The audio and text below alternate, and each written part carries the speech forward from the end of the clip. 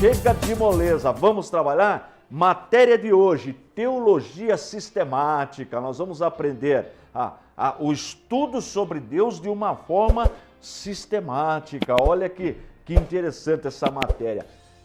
Nesta matéria nós aprendemos regras da nossa fé, as doutrinas da nossa fé.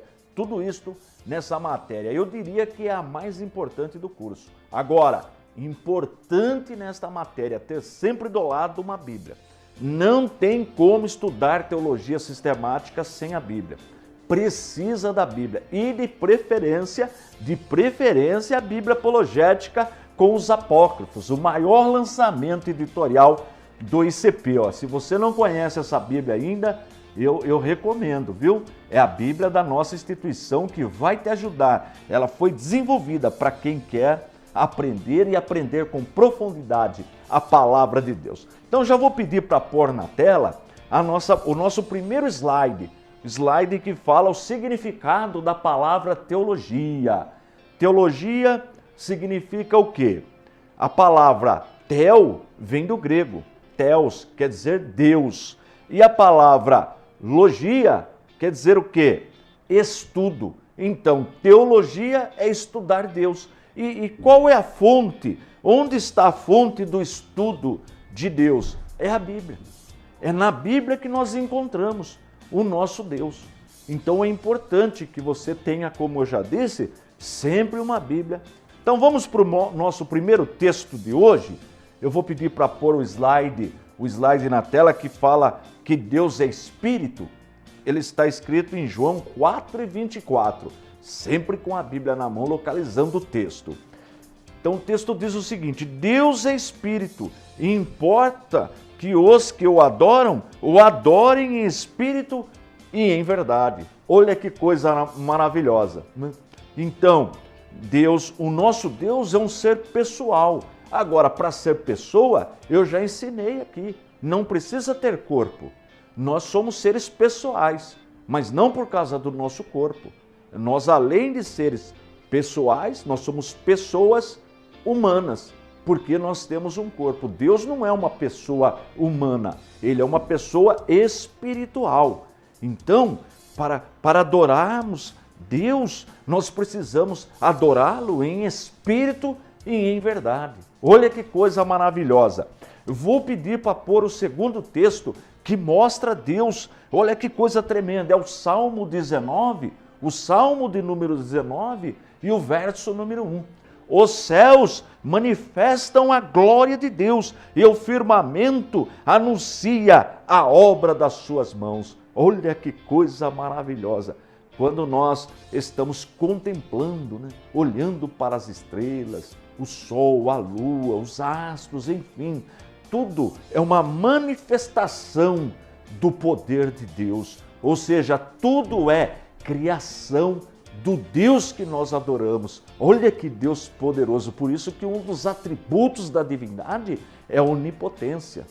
Quando a pessoa fala El Shaddai, ele está falando Deus Todo-Poderoso ou Onipotente. Olha que coisa tremenda. Depois nós vamos estudar com mais detalhes os atributos da divindade, tá bom? Vou pedir para colocar mais um texto, que é o Salmo 14 e versículo 1. Eu vou pedir para colocar na tela. Diz assim: desonécio no seu coração não há Deus, tem-se corrompido, fazem-se abomináveis em suas obras, não há ninguém que faça o bem. Então, a primeira parte diz desonécio no seu coração, no seu entendimento, não há Deus. O que é esse nécio? É o louco, é loucura quem diz não há Deus, porque os céus, o firmamento, tudo mostram a glória de Deus. Nós sentimos a presença de Deus na nossa vida. Mesmo uma pessoa que nunca tenha lido a palavra de Deus, tem necessidade de Deus. Olha que coisa tremenda, porque nós somos feitos com esta característica. Nós precisamos de ter uma relação com Deus. Agora, por que eu preciso, então, estudar teologia? Já que mesmo a pessoa ainda que ela nunca tenha lido um texto da Bíblia. Ela sabe que Deus existe, a pessoa sente Deus, mas por que então eu preciso estudar a palavra de Deus? Olha só, o fundador da nossa religião, do cristianismo, né? A maior autoridade no assunto, nosso Senhor e Salvador Jesus Cristo, olha só o que ele diz na sua palavra, olha que ordem ele dá para nós, seus discípulos. Olha aí na sua tela, está em Mateus 28:19. Portanto, ide, fazei discípulos de todas as nações, batizando-os em nome do Pai e do Filho e do Espírito Santo. Veja que ordem Jesus nos deu. Ide, fazei discípulos. E outro texto diz, ide e ensinai todas as nações. Ora, como que eu vou fazer um discípulo?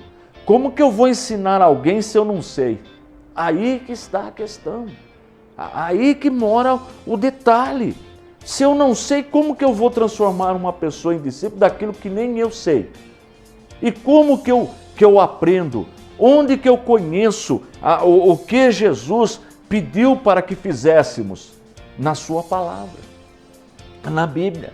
Então, estudar teologia é isso aí. É estudar a palavra de Deus, ver o que Deus quer das nossas vidas. E aí, primeiro, arrumarmos as nossas vidas, para depois ajudarmos aqueles que ainda não conhecem, que não tiveram um contato com Deus. Olha que coisa maravilhosa. Tem um texto, esse eu não tenho na tela, mas eu vou ler para você. Eu gosto muito desse texto, que ele diz, olha, é João capítulo 17 e versículo número 3. Olha que texto maravilhoso. Estas palavras foram ditas pelo nosso Senhor e Salvador Jesus Cristo. Olha que coisa tremenda. Ele diz, e a vida eterna é esta. Olha só. E a vida eterna é esta. 2 pontos. Agora ele vai falar o que é a vida eterna. E a vida eterna é esta. 2 pontos. Mas o que é a vida eterna? Aí ele fala que conheçam a ti só, por único Deus verdadeiro. Olha só que interessante.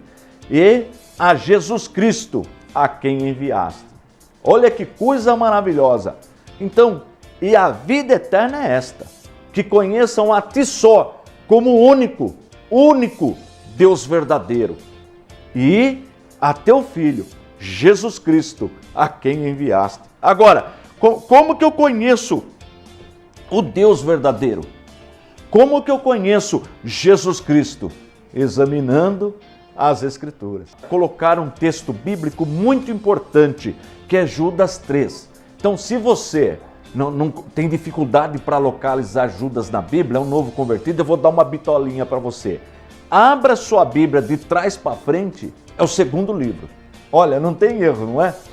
Abra ao contrário a Bíblia, o último Apocalipse, o penúltimo Judas. Nunca mais você vai esquecer como localizar Judas na Bíblia. Mas olha o que está escrito no slide.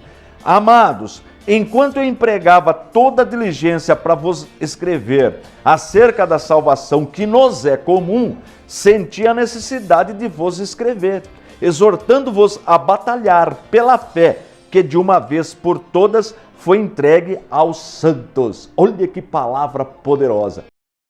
O escritor, esse Judas aqui, não o traidor, esse Judas é Judas, irmão do Senhor, irmão de Jesus. O que ele faz? Ele escreve com diligência, com todo cuidado, muito criterioso, acerca da salvação comum. E o que é a salvação comum? Quando eu, quando você, quando a senhora, quando o senhor, quando nós olhamos para o Calvário e nós descobrimos, porque nós somos impactados pela palavra, por meio do Espírito Santo que falou conosco primeiro, nós descobrimos que Jesus Cristo é mais do que um fundador de religião, como ensina a maçonaria. Que Jesus Cristo é mais do que o iluminado, como ensina a nova era. Que Jesus Cristo é mais do que um profeta, como ensina o islamismo. Que Jesus Cristo é mais do que um Deus com letra minúscula, como ensinam as testemunhas de Jeová. Que Jesus Cristo verdadeiramente é o Cordeiro de Deus que tira o pecado do mundo. que Jesus Cristo morreu na cruz do Calvário para nos salvar, para nos libertar, para nos justificar, que ele morreu, verteu seu sangue na cruz para nos salvar, quando nós decidimos, quando nós entendemos, primeiro, que somos pecadores e o aceitamos como nosso único e suficiente Salvador, a Bíblia fala que nós somos salvos, nós somos libertos, nós passamos a ter o direito de um dia morar nas mansões celestiais. Olha que coisa maravilhosa de passar a eternidade junto de Deus. Porém, ele fala que precisa batalhar pela fé, que uma vez por todas foi dada aos santos, para a igreja, para nós. Essa fé que nós temos, essa fé que me faz aqui estar ensinando a palavra de Deus, essa fé que faz a senhora aí no seu lar aí de manhã já ligar o seu televisor e ficar aprendendo, que o senhor que está em casa neste momento já ligado na programação, essa fé que te dá sempre o desejo de ouvir as coisas de Deus, de aprender as coisas de Deus, é essa que nós precisamos batalhar. Por que batalhar? Porque existe um ser, o nosso adversário, que já morou lá naquele lugar um dia, e ele foi expulso de lá, com milhares de seguidores, e ele tenta de todas as formas destruir a nossa fé. E um instrumento que ele utiliza para destruir a nossa fé é a falsa religião. Então, nós precisamos batalhar.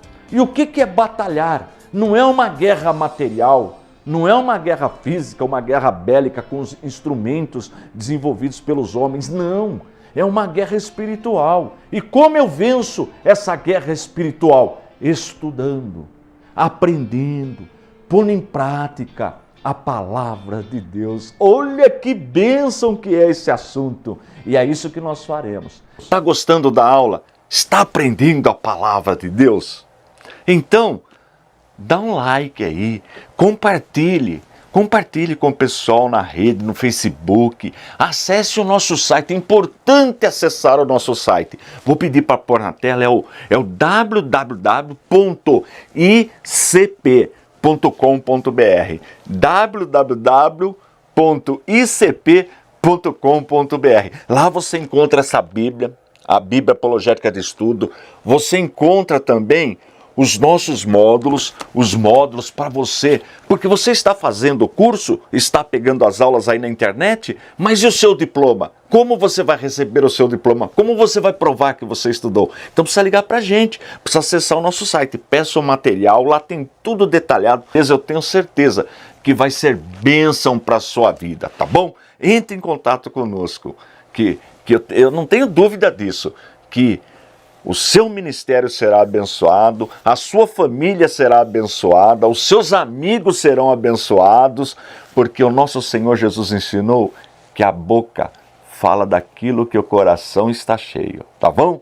Então, acesse o nosso site e você vai encontrar tudo lá para ser abençoado. É o www.icp.com.br. Estou indo embora, forte abraço e fiquem todos na paz de nosso Senhor e Salvador Jesus Cristo.